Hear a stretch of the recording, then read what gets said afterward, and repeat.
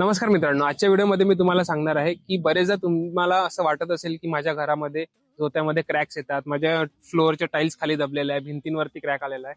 ते शक्यतो एका रिझनमुळे असते, जे की असते प्रॉपर कॉम्पॅक्शन न करणं. बघा लक्षात घ्या, जर तुम्ही तुमचं घर ते झोत्यापासून जर तुम्ही त्याचं प्रॉपर कॉम्पॅक्शन नाही केलं, तर अशा वेळेस तुमचे जे क्रॅक्स असतात, या क्रॅक्स तुमच्या फ्लोअरमध्ये येतात आणि त्याच क्रॅक वरती ट्रॅव्हल होऊन भिंतींमध्ये येत असतात.